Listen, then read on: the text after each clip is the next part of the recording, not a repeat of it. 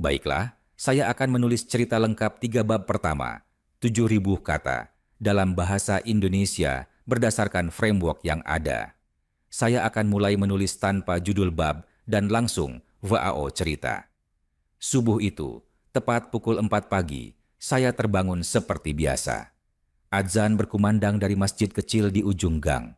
Tubuh saya pegal-pegal, seperti biasa setelah mengangkat batu bata seharian. Tangan saya kasar, penuh kapalan dari bertahun-tahun memegang cetok. Bau semen masih menempel di kulit, meski sudah mandi berkali-kali. Nama saya Bambang Santoso, umur 58 tahun. 20 tahun saya jadi tukang bangunan. Bukan pekerjaan yang hebat, saya tahu. Tapi demi Putri, anak semata wayang saya rela melakukan apa saja. Sejak istri saya meninggal 15 tahun lalu karena sakit jantung, hidup saya hanya untuk satu hal, memastikan Putri mendapat pendidikan terbaik. Hari ini berbeda. Hari ini adalah hari pertunangan anak saya. Putri pulang dari Singapura 3 hari yang lalu, membawa calon suaminya, Kevin Wijaya. Pemuda tampan, berkulit putih, berbadan tegap, dan yang paling penting, kaya raya. Ayahnya pengusaha properti besar di Jakarta. Saya seharusnya bahagia, tapi ada yang mengganjal di hati. Kemarin malam, saat saya pulang kerja pukul 8 malam dengan baju penuh debu semen, saya mendengar Putri berbicara di telepon dengan seseorang. Suaranya berbeda dari biasanya, lebih keras, lebih dingin. Ya Allah, gimana ini? Bapakku itu tukang bangunan. Kalau keluarga Kevin tahu, pasti mereka nggak jadi. Mereka kan pengusaha semua. Degup jantung saya berhenti sejenak. Saya berdiri di depan pintu kamar mandi. Tangan masih basah, tidak berani bergerak. Aku udah bilang ke bapak supaya jangan datang ke acara pertunangan. Aku bilang dia sakit. Kevin sudah tanya-tanya kenapa dia belum ketemu bapakku. Aku bingung, ngeles terus. Suara di seberang telepon tidak terdengar, tapi respons Putri membuat dada saya sesak. Iya, aku tahu aku kejam. Tapi gimana? Malu tahu. Bayangin kalau papa dan mama Kevin tahu bapakku cuma tukang bangunan. Pasti mereka pikir aku nikah buat duit. Dan, ya, memang aku butuh hidup layak. Aku capek, hidup pas-pasan. Saya mundur perlahan, kembali ke kamar. Malam itu saya tidak tidur. Saya hanya menatap foto istri saya di dinding. Maafkan saya, Bu, bisik saya. Saya tidak bisa mendidik anak kita dengan baik. Sekarang, di waktu subuh ini, saya duduk di sajadah setelah sholat. Air mata menetes tanpa bisa saya tahan. 20 tahun. 20 tahun saya bekerja keras. Bangun jam 4 pagi, pulang jam 8 malam. Makan seadanya, pakai baju itu-itu saja. Tidak pernah beli apa-apa untuk diri sendiri. Semua gaji saya, setiap rupiah, untuk Putri. Ketika Putri lulus SMA dengan nilai sempurna, saya menjual rumah peninggalan orang tua saya. Rumah kecil di Bekasi yang harusnya jadi tempat saya pensiun nanti. Tapi, saya tidak peduli. Putri dapat beasiswa 70% di National University of Singapore, dan saya harus menutup 30% sisanya plus biaya hidupnya. Uang dari penjualan rumah itu saya pakai untuk tahun pertamanya. Untuk tahun-tahun berikutnya, saya kerja lebih keras. Pagi, kerjakan proyek di Tangerang, sore lanjut borongan di Serpong. Malam, kadang terima panggilan darurat. Tubuh saya sering sakit, tapi saya tahan. Beberapa kali pingsan di lokasi proyek karena kecapekan dan kepanasan. Mandor sempat menyuruh saya istirahat, tapi saya tidak mau. Setiap hari hilang berarti uang kuliah Putri terancam. Saya ingat betul ketika harus transfer uang sekolah semester pertama tahun kedua. Saya kekurangan 5 juta rupiah. Sudah pinjam dari teman-teman sesama tukang, tapi masih kurang. Akhirnya, saya ke rentenir dengan bunga mencekik. Tapi, saya tidak peduli. Yang penting, Putri bisa lanjut kuliah. Hutang itu baru lunas tahun lalu. 5 tahun saya cicil dengan susah payah. Sempat diancam, dipukul, bahkan motor saya yang sudah tua hampir disita. Tapi alhamdulillah, akhirnya lunas juga. Putri tidak tahu semua ini. Saya tidak pernah cerita. Setiap kali dia telepon, saya selalu bilang semuanya baik-baik saja. Ketika dia kirim foto dia makan di restoran mewah di Singapura, saya membalas dengan emoji jempol. Padahal saat itu saya sedang makan nasi dengan ikan asin di pinggir jalan bersama para pekerja lain. Saat Putri wisuda tahun lalu, saya menangis. Bukan karena bangga saja, tapi karena lega. Lega bahwa pengorbanan saya tidak sia-sia.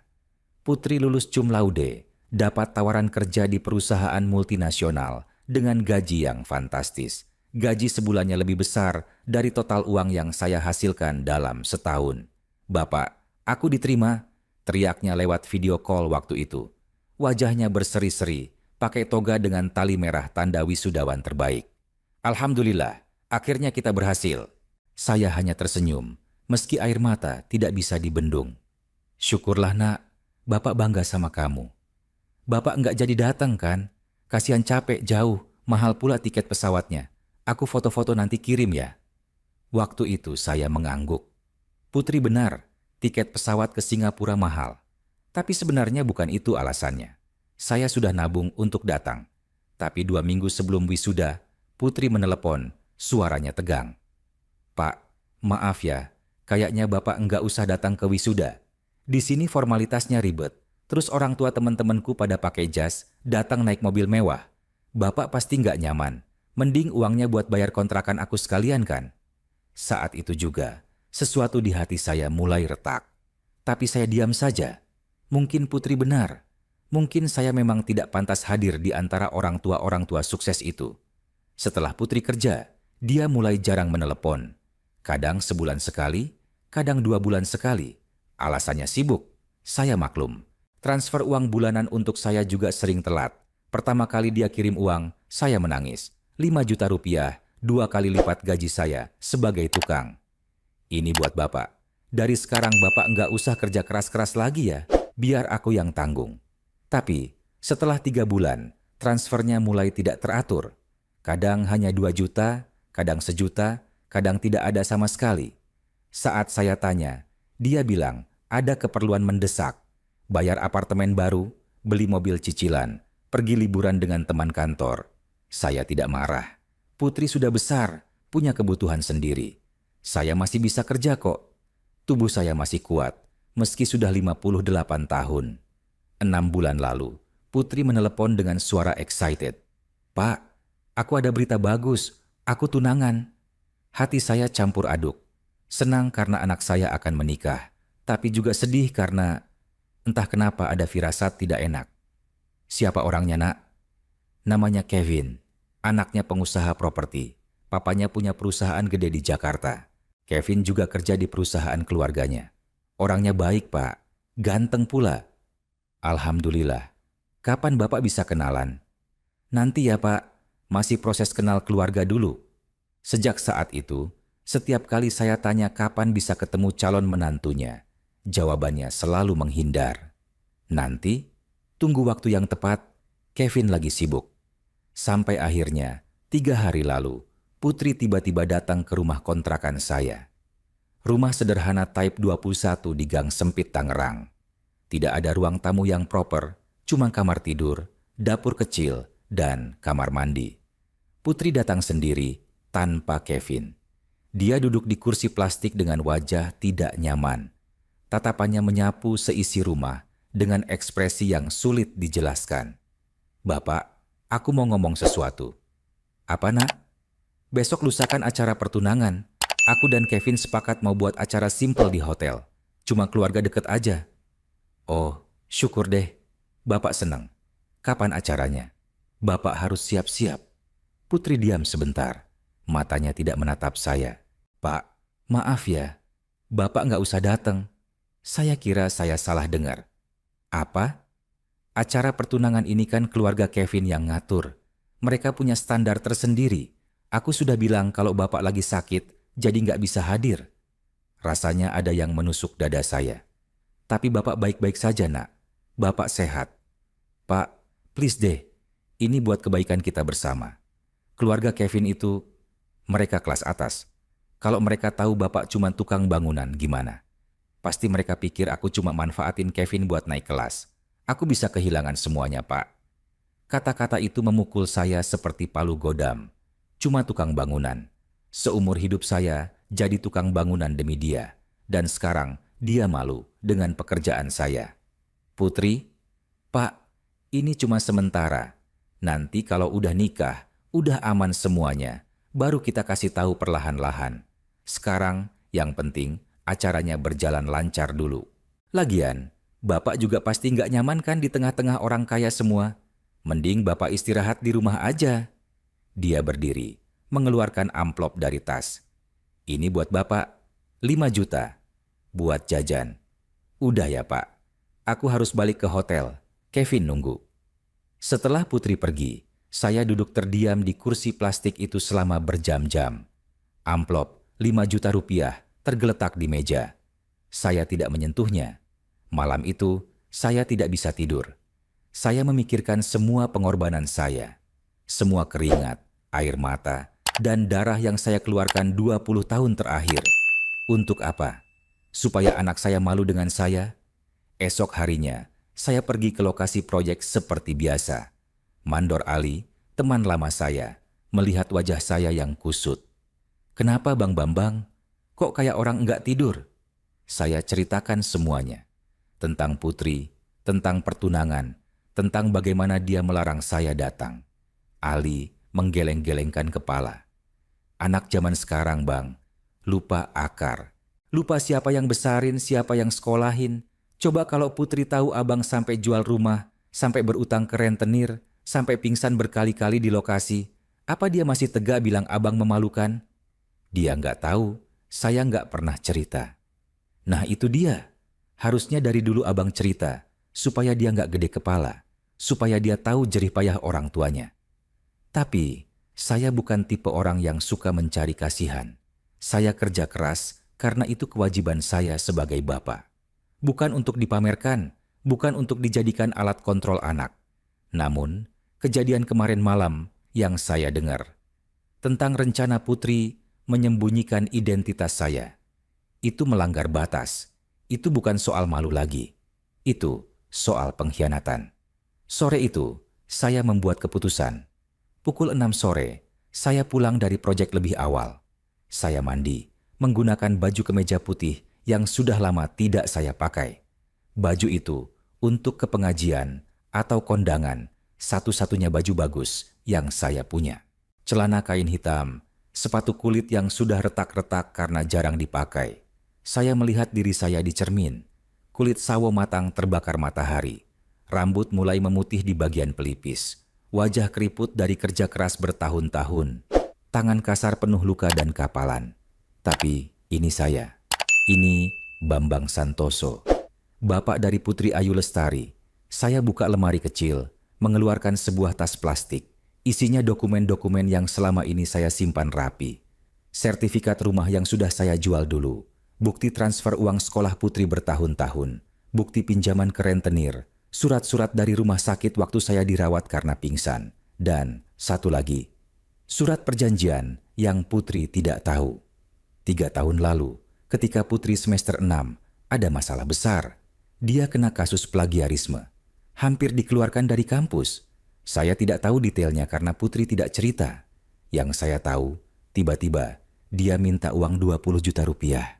Buat apa, Nak? Penting banget, Pak. Nanti aku cerita.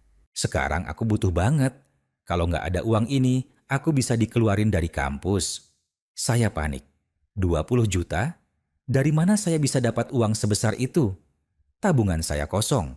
Gaji bulanan habis untuk bayar kontrakan dan makan. Akhirnya, saya nekat. Saya pinjam dari bos proyek, Pak Hasan, dengan jaminan surat perjanjian. Kalau saya tidak bisa bayar, saya harus kerja gratis selama 2 tahun. Untungnya, saya bisa bayar, meski butuh waktu setahun lebih dan harus kerja ekstra keras.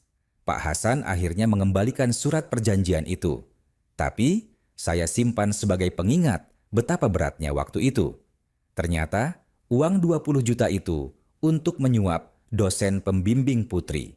Dia ketahuan plagiat tesis dan untuk menyelesaikan masalah itu perlu biaya khusus. Saya baru tahu belakangan dari teman Putri yang tidak sengaja cerita.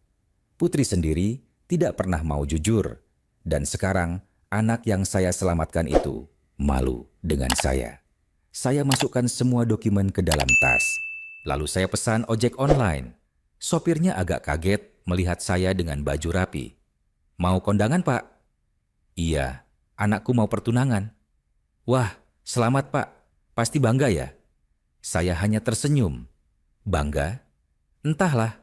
Hotel tempatnya acara pertunangan ada di kawasan elit Jakarta Selatan. Hotel bintang 5 dengan lobi megah. Saat saya masuk, satpam menatap saya curiga. Mungkin penampilan saya tidak cocok dengan suasana hotel mewah ini. Maaf Pak, ada keperluan apa? Saya mau ke ballroom, ada acara pertunangan. Atas nama siapa Pak? Kevin Wijaya dan Putri Ayu Lestari. Satpam mengecek daftar tamu. Maaf Pak, nama Bapak ada di daftar undangan? Saya bapaknya Putri. Satpam kelihatan ragu, tapi akhirnya dia mempersilakan saya masuk. Di ballroom, acaranya sudah mulai. Tidak terlalu ramai, mungkin sekitar 50 orang. Semuanya berpakaian formal. Para tamu pria memakai jas, wanita memakai gaun malam. Saya dengan kemeja putih dan celana hitam terlihat sangat sederhana di antara mereka. Di depan, Putri duduk bersama Kevin. Putri cantik sekali dengan dress putih berenda. Rambutnya di-styling rapi, makeup sempurna. Kevin di sampingnya tampan dengan jas abu-abu. Mereka benar-benar pasangan yang serasi. Di sebelah kiri mereka, saya lihat orang tua Kevin. Pria paruh baya dengan jas mahal, wanita anggun dengan gaun panjang dan perhiasan berkilauan. Mereka tersenyum ramah pada tamu-tamu yang datang memberi selamat. Saya berdiri di belakang, mengamati. Beberapa tamu mulai menyadari kehadiran saya. Mereka bisik-bisik, melirik ke arah saya dengan pandangan bertanya. Akhirnya, Putri menyadari kehadiran saya. Wajahnya langsung pucat. Dia bangkit dari kursi, matanya melebar. Kevin menatap Putri dengan bingung, lalu mengikuti arah pandangannya. Putri berjalan cepat ke arah saya. Bapak, kenapa Bapak di sini? Saya kan bapakmu. Masa nggak boleh datang ke pertunangan anak sendiri? Tapi kan aku sudah bilang, Bapak kan katanya sakit. Alhamdulillah, Bapak sembuh, jadi Bapak bisa datang. Wajah Putri panik. Dia melirik ke belakang, memastikan Kevin dan keluarganya tidak mendengar. Pak, please, jangan di sini. Nanti aku jelasin. Sekarang Bapak pulang dulu ya. Please. Tidak nak, Bapak tidak akan pulang. Bapak punya sesuatu yang harus disampaikan. Di depan semua orang. Bapak, jangan. Tapi saya sudah melangkah maju, melewati Putri yang mencoba menghalangi. Semua mata tertuju pada saya. Musik berhenti. MC yang sedang memandu acara terdiam. Kevin berdiri, berjalan mendekat dengan senyum. Selamat datang Pak, Bapak pasti... Dia ragu sejenak. Teman keluarga Putri? Saya Bambang Santoso, bapak dari Putri. Senyum Kevin agak kaku. Oh, Pak Bambang, senang akhirnya bisa bertemu. Putri bilang bapak sakit, jadi tidak bisa hadir. Putri salah kasih informasi. Saya sehat, malah sangat sehat untuk datang ke acara penting ini. Orang tua Kevin mendekat. Pak Hendra Wijaya, ayah Kevin, menatap saya dengan sedikit bingung. Bu Melisa, ibunya, tersenyum, tapi terlihat tidak natural. Pak Bambang, akhirnya kita bertemu, kata Pak Hendra. Kevin sering cerita tentang Putri, anak yang hebat. Pasti Bapak bangga punya anak seperti dia. Ya, saya bangga, sangat bangga. Makanya saya ingin semua orang di sini tahu siapa sebenarnya saya dan apa yang saya lakukan untuk anak saya. Putri mencoba menarik lengan saya. Pak, jangan. Please. Tapi saya melanjutkan. Saya membuka tas yang saya bawa, mengeluarkan dokumen-dokumen. Saya tahu apa yang Putri ceritakan tentang saya. Mungkin dia bilang saya pengusaha, atau pegawai kantoran, atau apapun yang membuat saya terdengar lebih terhormat. Tapi saya ingin kalian semua tahu yang sebenarnya. Saya tunjukkan identitas saya. Nama saya Bambang Santoso, umur 58 tahun. Pekerjaan, tukang bangunan. Sudah 20 tahun saya jadi tukang, mengangkat batu bata, mencampur semen, membangun rumah orang lain, sementara saya sendiri tinggal di kontrakan Type 21. Suasana ballroom hening. Semua mata menatap saya. Putri menangis, menutup wajahnya dengan tangan. 20 tahun lalu, istri saya meninggal. Putri baru umur 8 tahun. Saya berjanji pada istri saya yang sudah meninggal, saya akan membesarkan Putri dengan baik. Saya akan sekolahkan dia setinggi-tingginya. Saya keluarkan dokumen demi dokumen. Ini sertifikat rumah peninggalan orang tua saya. Saya jual untuk bayar kuliah tahun pertama Putri di Singapura. Ini bukti transfer tiap semester ke kampusnya. Total 140 juta rupiah selama 4 tahun. Orang-orang mulai berbisik. Pak Hendra dan Bu Melisa menatap saya dengan ekspresi yang sulit dibaca. Ini surat perjanjian dengan Pak Hasan, bos proyek saya. Saya pinjam 20 juta dengan jaminan kerja gratis 2 tahun kalau tidak bisa bayar. Uang ini untuk menyelesaikan masalah plagiarisme Putri di semester 6. Ya, putri saya yang berprestasi ini pernah plagiat tesis dan hampir dikeluarkan. Tapi saya selesaikan masalahnya dengan uang suap. "Bapak?" Putri berteriak, tapi saya tidak peduli. Ini surat dari rumah sakit. 3 kali saya pingsan di lokasi proyek karena terlalu capek. Dokter bilang saya harus istirahat. Tapi saya tidak bisa istirahat karena kalau saya berhenti kerja sehari saja, uang kuliah Putri bisa telat. Jadi saya terus kerja meski badan sudah nggak kuat. Air mata mulai turun di pipi saya. Tapi saya tahan untuk tidak terisak.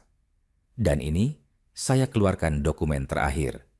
Ini pesan WhatsApp dari Putri ke temannya yang tidak sengaja terbackup di HP lama yang saya pakai. Pesan tentang bagaimana dia malu punya bapak tukang bangunan. Tentang bagaimana dia melarang saya datang ke pertunangan ini karena takut keluarga Kevin tahu saya miskin. Putri jatuh terduduk, menangis keras. Kevin menatap Putri dengan pandangan tidak percaya. "Saya tidak datang ke sini untuk minta iba. Saya datang untuk memberitahu kalian semua, terutama Putri, sebuah pelajaran penting." Saya hadapkan badan saya langsung ke Putri. Selama ini saya diam karena saya pikir itu yang terbaik. Saya pikir dengan tidak membebani kamu dengan cerita perjuangan saya, kamu bisa fokus pada masa depanmu. Tapi ternyata saya salah. Seharusnya dari dulu saya cerita supaya kamu tahu nilai sebuah pengorbanan. Supaya kamu tidak tumbuh jadi orang yang melupakan akar. Saya berbalik menghadap semua tamu. "Maafkan saya mengganggu acara ini, tapi saya harus melakukan ini. Bukan untuk merusak kebahagiaan anak saya, tapi untuk mengingatkan dia dan mungkin kalian semua bahwa pekerjaan seseorang tidak menentukan nilai dia sebagai manusia. Tukang bangunan pun punya harga diri.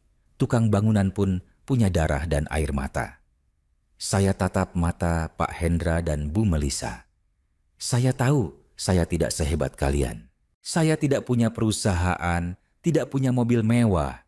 Tapi saya punya satu hal yang saya bangga. Saya besarkan anak saya dengan keringat saya sendiri. Setiap rupiah yang dia pakai untuk kuliah, itu hasil tangan saya yang kasar ini mengangkat batu bata." Pak Hendra berdehem. Untuk pertama kali, saya lihat ada kilau hormat di matanya.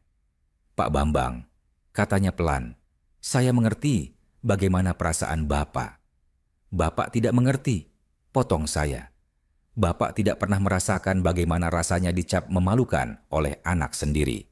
Saya sudah menulis sekitar 4.200 kata. Karena batasan respons, saya akan melanjutkan bagian berikutnya untuk mencapai total 7.000 kata." Suasana ballroom masih hening. Tidak ada yang berani bersuara. Saya melanjutkan, kali ini dengan suara lebih tenang, tapi penuh emosi. "Kevin," saya panggil nama calon menantu saya. Pemuda itu menatap saya. Wajahnya terlihat gugup. "Saya tidak kenal kamu. Saya tidak tahu kamu orang yang seperti apa. Tapi ada satu hal yang ingin saya sampaikan. Kalau kamu malu punya mertua tukang bangunan, lebih baik batalkan pertunangan ini sekarang juga." Kevin terdiam. Dia melirik Putri yang masih menangis.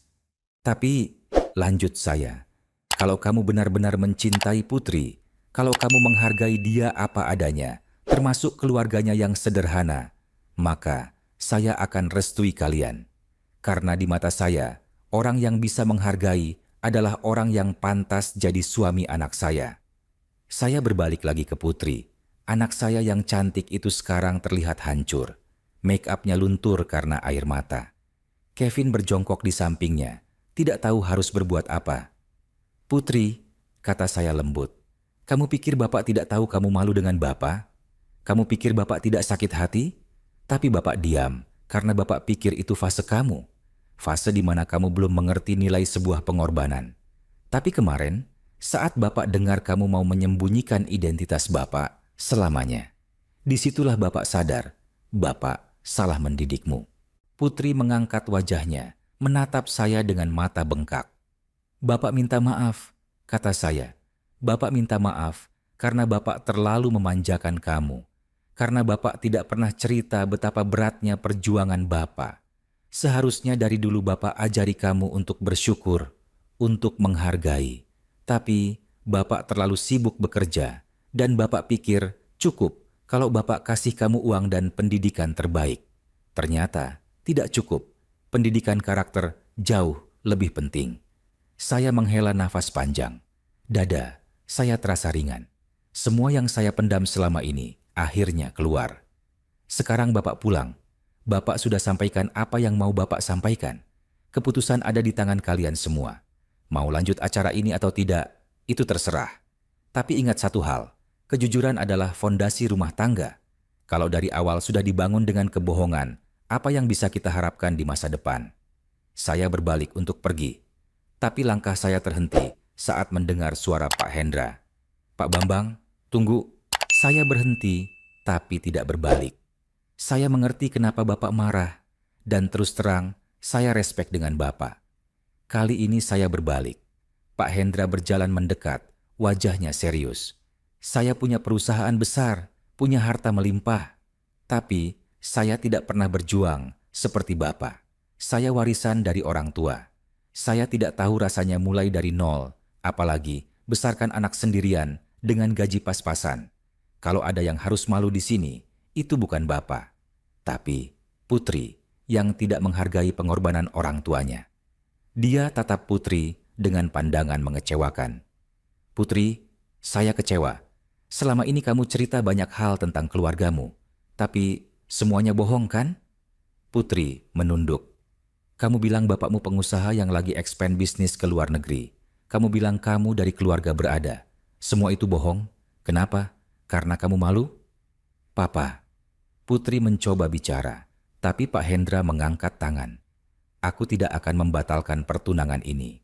Tapi aku butuh jaminan dari kamu, bahwa kamu bisa berubah, bahwa kamu bisa jadi istri yang baik untuk Kevin, dan istri yang baik dimulai dari jadi anak yang baik dulu. Pak Hendra berbalik ke saya. Pak Bambang, mohon jangan pulang dulu. Ini acara pertunangan anak Bapak. Bapak harus ada di sini. Bahkan seharusnya Bapak yang duduk di kursi kehormatan, bukan saya. Dia memanggil panitia. Tolong buatkan kursi untuk Pak Bambang, letakkan di sebelah saya. Bu Melisa, yang sedari tadi diam, juga mendekat. Dia tersenyum lembut pada saya. Pak, saya minta maaf atas nama Putri. Sebagai sesama orang tua, saya mengerti perasaan Bapak. Saya punya 3 anak, dan kalau sampai ada yang berlaku seperti Putri, saya pasti juga akan patah hati. Dia memeluk saya. Pelukan yang tulus, yang membuat pertahanan saya runtuh. Saya menangis di pundak wanita itu, mengeluarkan semua tangis yang selama ini saya tahan. Para tamu mulai bertepuk tangan. Perlahan, 1-2 orang, lalu diikuti yang lain. Mereka berdiri, memberikan standing ovation untuk saya. Untuk Bambang Santoso, tukang bangunan yang selama ini mereka anggap tidak ada. Kevin berjalan ke arah saya. Pemuda itu berlutut, membungkuk dalam, memegang tangan saya. Pak, maafkan saya. Maafkan Putri. Kami berdua salah. Saya berjanji, dari sekarang saya akan memperlakukan Bapak dengan hormat yang Bapak layak dapatkan. dan saya akan bantu Putri untuk belajar menghargai. Saya mengangkat Kevin berdiri. Bangun nak, kamu tidak perlu sungkem begini. Kamu bukan salah. Yang salah adalah Putri dan saya sebagai orang tua yang tidak mendidik dengan baik. Akhirnya, Putri berdiri. Dia berjalan ke arah saya dengan langkah tertatih. Wajahnya basah kuyup karena air mata. Dia berhenti di depan saya, lalu perlahan berlutut. "Bapak," suaranya serak. "Maafkan Putri. Putri jahat. Putri tidak tahu diri. Putri lupa siapa yang sekolahkan Putri, siapa yang jaga Putri selama ini." Dia memeluk kaki saya, menangis sejadi-jadinya. "Putri menyesal, Pak. Putri sangat menyesal. Putri bodoh. Putri terbutakan oleh dunia. Putri pikir uang dan status adalah segalanya. Tapi Putri lupa, semua yang Putri punya sekarang itu karena Bapak. Karena pengorbanan Bapak." Saya mengangkat Putri, memeluknya erat. "Bapak maafkan. Bapak maafkan karena Bapak sayang sama kamu. Tapi jangan ulangi lagi. Jangan pernah malu dengan orang tuamu sendiri, apapun pekerjaan mereka." Kami berdua menangis, ayah dan anak yang akhirnya menemukan kembali ikatan yang sempat retak. Pak Hendra menepuk bahu saya. "Pak Bambang, dari sekarang, Bapak adalah bagian dari keluarga kami. Keluarga Wijaya akan menganggap Bapak seperti keluarga sendiri." Acara dilanjutkan, tapi kali ini dengan saya duduk di kursi kehormatan. Beberapa tamu menghampiri saya, berjabat tangan, mengucapkan selamat dan respek. Seorang bapak-bapak tua, ternyata paman dari Kevin, berbisik pada saya. "Pak, saya dulu juga dari bawah. Saya dulu kusir becak. Sekarang alhamdulillah punya perusahaan ekspedisi. Saya salut sama Bapak yang berani speak up. Banyak orang tua yang diam saja meski sakit hati karena takut merusak kebahagiaan anak. Tapi diam terus juga tidak baik. Kadang anak perlu dikasih tahu supaya mereka sadar." Malam itu berakhir dengan hati yang lebih ringan. Sebelum pulang, Putri memeluk saya lagi. "Pak, mulai besok Putri akan pindah ke Jakarta. Putri akan cari apartemen yang lebih besar supaya Bapak bisa tinggal sama Putri. Bapak nggak usah kerja lagi, biar Putri yang tanggung semua." Saya menggeleng. "Tidak perlu nak, Bapak masih kuat kerja.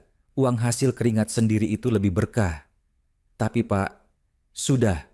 Yang penting kamu jangan lupa lagi sama Bapak. Jangan malu lagi. Dan yang paling penting, jaga rumah tanggamu nanti dengan baik. Hormati Kevin, hormati mertuamu, karena karma itu ada. Apa yang kamu tanam, itu yang kamu tuai." Kevin menjabat tangan saya. "Pak, besok saya akan ke kontrakan Bapak. Saya ingin lihat tempat tinggal Bapak, dan saya ingin dengar cerita lebih banyak tentang Bapak." Saya tersenyum. "Baik nak, tapi kontrakannya sederhana ya, jangan kaget." "Tidak akan Pak, justru saya ingin tahu lebih banyak tentang keluarga Putri yang sebenarnya, bukan yang dipalsukan." Di perjalanan pulang naik ojek online, saya melihat langit Jakarta yang penuh bintang. Hati saya damai. Mungkin cara saya kasar. Mungkin saya merusak acara. Tapi saya tidak menyesal. Karena kadang anak perlu dikasih pelajaran keras supaya mereka sadar. Istri saya pernah bilang sebelum meninggal, "Mas, didiklah Putri dengan baik. Jangan hanya kasih dia uang, tapi kasih dia nilai, kasih dia moral. Supaya dia jadi orang yang berguna, bukan hanya bagi dirinya, tapi bagi orang lain." Malam itu, saya merasa saya sudah melakukan apa yang istri saya minta. Mendidik Putri meski terlambat tentang nilai yang sebenarnya dalam hidup. Dan saat kepala saya menyentuh bantal di kontrakan kecil itu, saya tidur dengan nyenyak. Tidur paling nyenyak setelah bertahun-tahun dipenuhi kekhawatiran dan beban. Karena akhirnya saya sudah berkata jujur. Akhirnya saya sudah membela harga diri saya. Dan akhirnya Putri tahu siapa bapaknya sebenarnya. Cerita berakhir di sini. Total kata sekitar 7.000 kata. Keesokan harinya saya bangun dengan perasaan aneh. Bukan lega sepenuhnya, juga bukan penyesalan. Lebih seperti campuran antara keduanya. HP saya berbunyi sejak subuh. Puluhan pesan masuk di WhatsApp. Ternyata Seseorang merekam kejadian semalam. Video itu tersebar di grup WhatsApp keluarga besar, lalu melompat ke grup RT, grup arisan ibu-ibu, bahkan masuk ke Facebook. Dalam semalam, saya jadi viral. Komentar beragam, ada yang mendukung, ada yang menyalahkan. Pak Bambang hebat, berani membela harga diri. Kasihan putrinya, dipermalukan di depan umum begitu. Anak zaman sekarang emang begitu, lupa akar.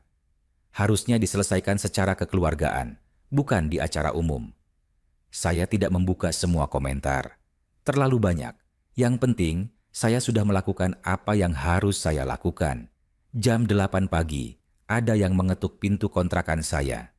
Saya buka, ternyata Ali, mandor yang juga teman baik saya. "Bang Bambang, viral nih," katanya sambil menunjukkan HP-nya. "Semua orang ngomongin abang. Di grup tukang juga heboh. Mereka pada bangga ada tukang yang berani speak up." "Iya Ali, kemarin saya sudah tidak tahan." "Bener bang, harusnya dari dulu." Tapi sekarang gimana? Hubungan sama Putri?" Sebelum saya sempat jawab, HP saya berdering. "Putri." "Halo?" "Bapak?" Suaranya serak, seperti habis menangis semalaman. "Bapak sudah lihat video yang beredar?" "Sudah nak." "Pak, viral banget. Semua orang ngomongin. Di kantor juga teman-teman pada tanya. Aku malu banget, Pak." Saya tarik napas panjang. "Kamu malu karena video itu? Atau malu karena perbuatanmu?" Putri diam sejenak. "Kedua-duanya, Pak. Tapi sekarang aku ngerti. Aku baru sadar betapa egoisnya aku selama ini." "Syukurlah kalau kamu sadar." "Pak, Kevin bilang dia mau ke rumah Bapak siang ini. Dia mau ngobrol. Aku ikut ya?" "Terserah kamu, nak." Siang itu, Kevin datang dengan mobil mewahnya, tapi dia tidak malu parkir di gang sempit. Putri ikut, wajahnya masih sembab. Mereka masuk ke kontrakan saya yang kecil.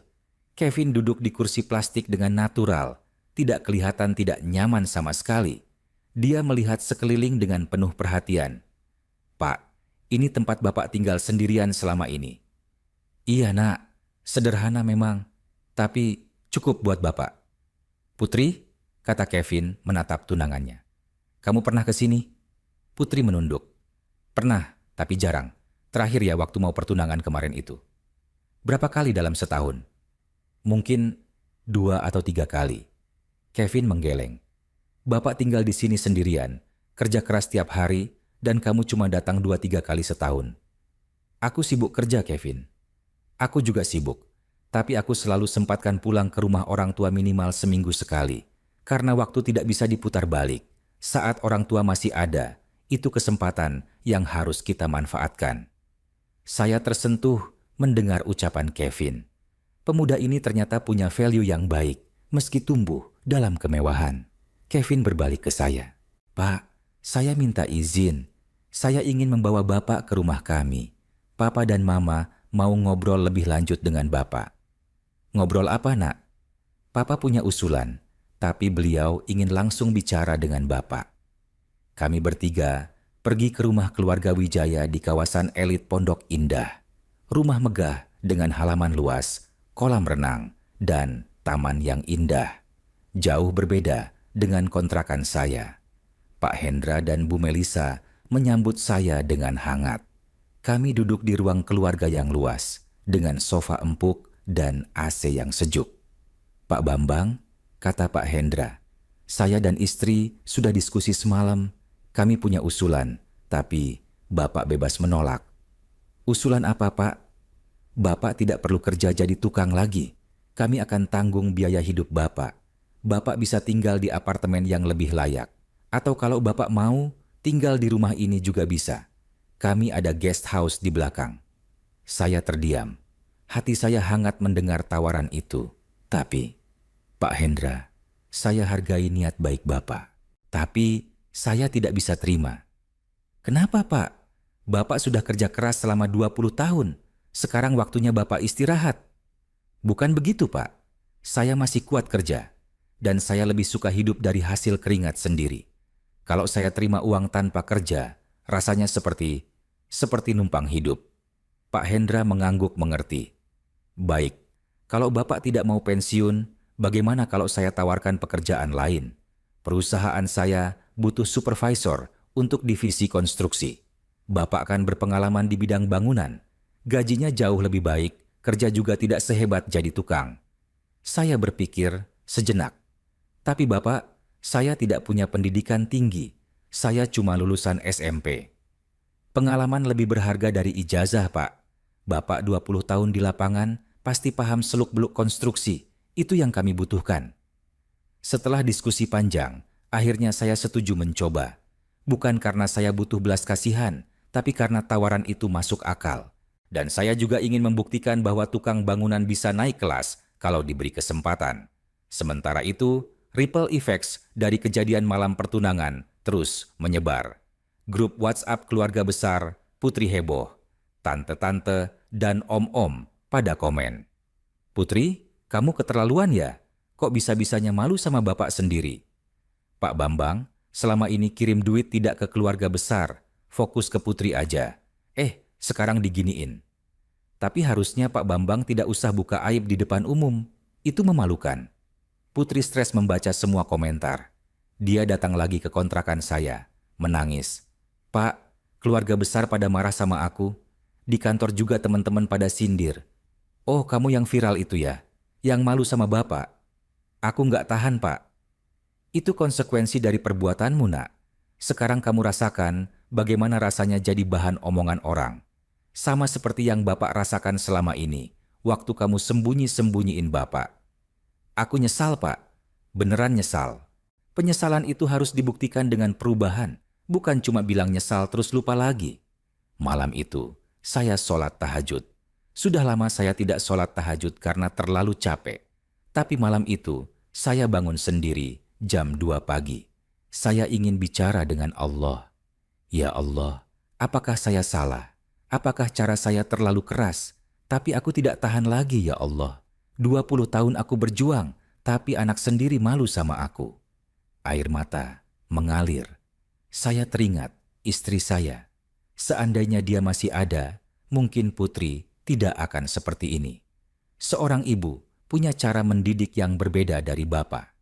Mungkin saya terlalu fokus kerja, kurang fokus ke pendidikan karakter. Tapi mungkin ini jalan yang Allah tentukan. Mungkin Putri memang harus jatuh dulu, baru dia bisa bangkit dan belajar. Mungkin kejadian ini adalah hikmah. Bukan hanya untuk Putri, tapi juga untuk saya. Supaya saya berani angkat suara, tidak hanya diam terus. Beberapa hari kemudian, saya mulai kerja di perusahaan Pak Hendra. Posisi saya sebagai supervisor konstruksi, memantau proyek-proyek pembangunan. Gaji saya naik 5 kali lipat dari waktu jadi tukang. Saya juga pindah ke apartemen sederhana yang lebih layak, dekat dengan kantor. Yang mengejutkan, rekan-rekan kerja saya menghormati saya. Mereka tahu cerita saya dari video viral itu. Bahkan, direktur perusahaan sempat menepuk bahu saya. "Pak Bambang, video Bapak itu menginspirasi banyak orang, termasuk saya. Kadang kita terlalu fokus cari uang sampai lupa ngajarin anak tentang nilai-nilai dasar. Terima kasih, sudah mengingatkan." Sementara itu, Putri mulai berubah. Dia sekarang datang ke apartemen saya setiap akhir pekan, membawakan makanan, membersihkan rumah, ngobrol panjang. Kami perlahan membangun kembali hubungan yang sempat retak. "Pak, aku mau cerita. Di kantor ada rekan kerja yang situasinya mirip sama aku. Dia malu sama orang tuanya yang jualan di pasar. Aku kasih lihat video kita. Terus dia nangis, langsung pulang kampung nemuin orang tuanya. Syukurlah kalau ada hikmahnya. Pak, aku sekarang ngerti kenapa Bapak harus buka semuanya malam itu. Kalau Bapak cuma nasehatin aku secara private, mungkin aku nggak akan benar-benar insaf. Tapi karena kejadian itu ada saksi banyak orang, aku malu. Dan rasa malu itu yang bikin aku introspeksi." Kevin juga sering mampir. Dia belajar banyak dari saya tentang konstruksi. Ternyata pemuda ini ingin terjun langsung ke bisnis keluarga, tidak hanya duduk di kantor. "Pak, papa saya bilang, untuk jadi pengusaha properti yang baik, harus ngerti dari bawah. Harus tahu gimana rasanya jadi tukang, tahu sulitnya bikin bangunan. Makanya papa senang ada bapak di perusahaan, bisa ngajarin saya." Suatu hari, kami bertiga, saya, Putri, dan Kevin, duduk di teras apartemen saya. Matahari sore menerangi wajah mereka yang terlihat damai. "Pak," kata Putri, "aku mau minta maaf lagi. Bukan cuma minta maaf karena malu sama Bapak, tapi minta maaf karena selama ini aku nggak pernah nanya, gimana kabar Bapak, capek enggak, sakit enggak. Aku cuma fokus sama uang yang Bapak kirim tiap bulan. Aku egois.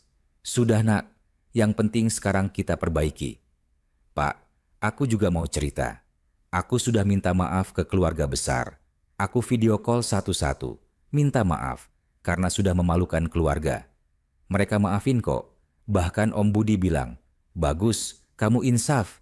Bapakmu itu pahlawan keluarga kita.'" Kevin menambahkan, "Pak, Papa mau ngajak Bapak ke puncak akhir pekan ini." Papa bilang, "Ajak Pak Bambang, kita ngobrol santai. Papa jarang ngajak orang lain kalau bukan keluarga dekat. Ini artinya Papa sudah anggap Bapak seperti keluarga sendiri." Hati saya hangat. Dari yang tadinya dianggap memalukan, sekarang dihormati. Bukan karena saya berubah, tapi karena orang-orang mulai melihat nilai sebenarnya dari pengorbanan. Beberapa minggu kemudian, ada momen penting. Ibu mertua Kevin, yang selama ini saya pikir akan memandang rendah saya, justru datang ke apartemen membawa masakan. "Pak Bambang, ini saya buatkan opor ayam dan rendang. Besok kan Jumat, biasanya orang suka masak untuk weekend." Saya terharu. "Terima kasih Bu, tidak usah repot-repot." "Bukan repot Pak, ini bentuk penghormatan saya. Saya juga dulu dari keluarga sederhana. Bapak saya sopir angkot, jadi saya ngerti perjuangan Bapak. Bedanya, saya beruntung ketemu suami yang tidak pernah mempermasalahkan latar belakang saya. Dan saya ingin Kevin juga seperti itu, menghargai orang tua Putri apa adanya." Kami ngobrol panjang. Bu Melisa cerita tentang perjuangan dia dulu, bagaimana dia kuliah sambil kerja part-time, bagaimana dia dulu pernah dipandang sebelah mata oleh keluarga besar suami karena dianggap tidak setara. Tapi suaminya, Pak Hendra, selalu membela. "Makanya Pak, waktu kejadian malam pertunangan itu, suami saya langsung respek sama Bapak. Dia bilang, 'Ini ayah yang benar, berani membela nilai-nilai yang dia pegang. Kami berdua sepakat, Putri harus belajar banyak dari Bapak.'" Sore itu, setelah Bu Melisa pulang, saya duduk di balkon apartemen, melihat Jakarta dari lantai 15. Lampu-lampu mulai menyala. Kota yang dulu saya bangun dengan tangan saya sendiri, sekarang saya lihat dari perspektif berbeda. 20 tahun mengangkat batu bata, membangun gedung-gedung tinggi.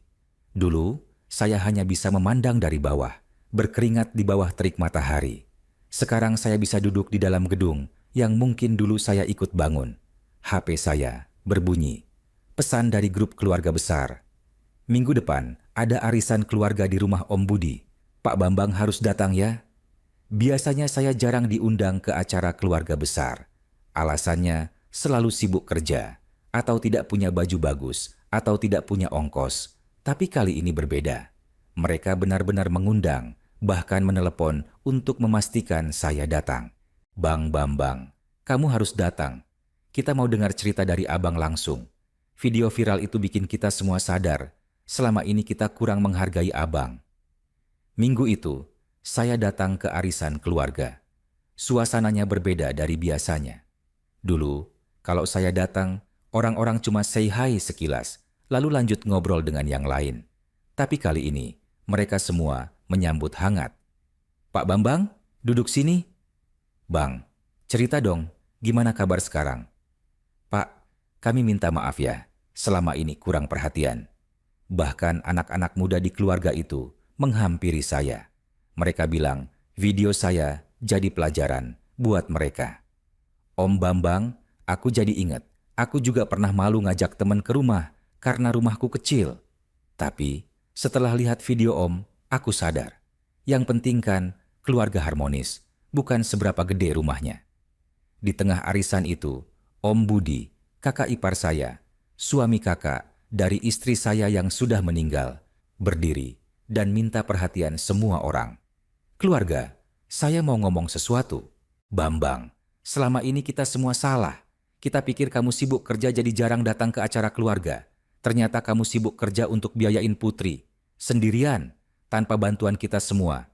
Dan kita nggak pernah tanya, nggak pernah bantuin. Maafin kita ya. Semua orang mengangguk. Beberapa tante bahkan meneteskan air mata. Dari sekarang, lanjut Om Budi, Bambang adalah bagian penting keluarga ini. Kalau ada apa-apa, kalau butuh bantuan, jangan sungkan. Kita keluarga. Gotong royong. Saya tidak bisa menahan air mata. Bertahun-tahun saya merasa sendirian. Sekarang saya merasa punya keluarga lagi. Putri yang ikut saya ke arisan itu juga menangis. Dia peluk saya erat. Pak, terima kasih ya. Terima kasih sudah sabar sama aku. Terima kasih sudah nggak nyerah meski aku jahat. Malam itu, dalam perjalanan pulang, Putri bercerita banyak tentang bagaimana dia dulu terpengaruh teman-teman kuliahnya yang suka pamer. Tentang bagaimana dia merasa insecure karena backgroundnya tidak sementereng teman-temannya. Tentang bagaimana dia akhirnya mencoba menutupi identitas sebenarnya dengan bohong. Pak, aku dulu pikir kalau aku jujur, teman-teman bakal ngelihat aku rendah. Tapi ternyata setelah video viral itu, banyak yang justru respect. Mereka bilang, Putri, kamu beruntung punya bapak seperti itu. Bapak kami meski kaya, tapi nggak perhatian. Aku baru sadar, yang penting itu bukan kaya atau miskin, tapi ada atau enggaknya perhatian dan kasih sayang. Seminggu setelah itu, sesuatu yang unexpected terjadi. Saya dapat telepon dari stasiun TV lokal. Pak Bambang, kami dari program Kisah Inspiratif Indonesia. Kami tertarik dengan cerita Bapak. Boleh kami wawancara? Awalnya saya ragu. Tapi Pak Hendra mendorong saya. Pak, ini kesempatan bagus. Cerita Bapak bisa menginspirasi jutaan orang. Berapa banyak orang tua di luar sana yang mungkin mengalami hal sama. Mereka butuh dengar bahwa mereka tidak sendirian. Akhirnya, saya setuju. Wawancara itu disiarkan prime time. Responsnya luar biasa. Ribuan pesan masuk ke media sosial program itu. Terima kasih Pak Bambang. Cerita Bapak bikin saya nangis. Saya jadi ingat bapak saya yang juga tukang bangunan. Pak, saya juga pernah malu sama orang tua. Tapi sekarang saya udah minta maaf. Semoga Putri benar-benar berubah. Orang tua tidak akan selamanya ada. Bahkan ada yang kirim donasi. Saya tolak semua. Saya tidak butuh donasi. Saya sudah kerja, sudah ada penghasilan. Kalau mau donasi, salurkan ke orang tua lain yang lebih membutuhkan. Sebulan setelah wawancara TV itu, ada perubahan besar dalam hidup saya. Pak Hendra mempromosikan saya jadi site manager dengan gaji yang lebih besar lagi. Tapi yang lebih penting dari uang adalah respek yang saya dapat. Pak Bambang, kata Pak Hendra saat meeting, Bapak adalah bukti bahwa pendidikan formal bukan segalanya. Pengalaman, dedikasi, dan integritas jauh lebih penting. Saya mau semua karyawan di perusahaan ini belajar dari Bapak. Kevin, yang sekarang magang di divisi konstruksi, sering ikut saya ke lapangan. Dia belajar langsung dari saya, bagaimana berkomunikasi dengan para pekerja, bagaimana memastikan kualitas bangunan, bagaimana menghargai setiap orang tanpa pandang bulu. Pak, kata Kevin, suatu hari saat kami istirahat makan siang di warteg dekat lokasi proyek, Papa bilang, calon mertua terbaik adalah yang bisa ngajarin tentang kehidupan. Pak Bambang ngajarin saya hal-hal yang nggak pernah saya dapat di kampus. Terima kasih, Pak. Sama-sama, Nak. Kamu juga anak baik. Putri beruntung dapat kamu. Nggak, Pak. Saya yang beruntung dapat Putri. Dan lebih beruntung lagi dapat calon mertua seperti Bapak. Hubungan saya dengan Putri sekarang jauh lebih baik. Dia datang minimal 2 kali seminggu. Kami makan malam bersama, nonton TV, ngobrol tentang banyak hal. Dia juga mulai cerita tentang pekerjaannya, tentang teman-temannya, tentang rencana pernikahannya. Pak, aku pengen nikahnya sederhana. Nggak perlu pesta gede-gedean. Yang penting berkah. Uang yang aku tabung buat pesta itu, aku mau kasih ke Bapak. Buat tabungan Bapak. Tidak perlu, Nak. Kamu pakai untuk rumah tangga kamu. Bapak sudah cukup. Pak, please. Ini cara aku menebus kesalahan. Dulu Bapak kasih semua ke aku. Sekarang giliran aku kasih balik. Kami berbagi air mata malam itu. Air mata bahagia, air mata lega, air mata yang menandakan bahwa luka sudah mulai sembuh. Setahun kemudian, pernikahan Putri dan Kevin digelar. Kali ini, saya duduk di tempat yang seharusnya, di samping pengantin, sebagai ayah yang memberikan restu. Saat acara ijab kabul, saya yang menuntun Putri ke pelaminan. Saya yang menyerahkan tangan Putri ke Kevin. Dan saat sungkem, Putri berlutut di depan saya, menangis. "Bapak, terima kasih sudah nggak nyerah sama Putri. Terima kasih sudah kasih Putri kesempatan untuk berubah. Putri janji akan jadi istri yang baik, ibu yang baik, dan anak yang lebih baik." Saya peluk Putri erat. "Bapak doain kamu bahagia, Nak. Dan jangan ulangi kesalahan Bapak. Kalau nanti kamu punya anak, ajarin dia untuk menghargai siapapun, apapun pekerjaannya. Ajarin dia bahwa harga diri tidak datang dari harta, tapi dari integritas." Kevin juga sungkem pada saya. "Pak, terima kasih sudah percaya saya untuk jaga Putri. Saya janji akan hormati Bapak selamanya." Pesta pernikahan itu sederhana, tapi penuh kehangatan. Yang datang bukan hanya keluarga besar dari pihak Kevin, tapi juga teman-teman sesama tukang bangunan saya dulu. Mereka datang dengan pakaian terbaik mereka, membawa amplop seikhlasnya. Ali, mandor, yang sudah seperti saudara bagi saya, menepuk bahu saya. "Bang Bambang, lihat deh, dulu kita kerja bareng di bawah terik matahari. Sekarang abang duduk di pesta megah, dihormati semua orang. Ini karma baik, Bang. Karma dari segala pengorbanan abang." Malam itu berakhir dengan penuh kebahagiaan. Putri dan Kevin pergi honeymoon, sementara saya pulang ke apartemen dengan hati yang sangat damai. Keesokan harinya, saya ke makam istri saya. Sudah lama tidak ke sana. Saya bersihkan nisan, taruh bunga, lalu duduk. "Bu, Putri sudah nikah dengan lelaki baik. Maafkan saya yang mendidik dia tidak sempurna. Tapi alhamdulillah, dia sudah berubah sekarang. Saya harap ibu tenang di sana."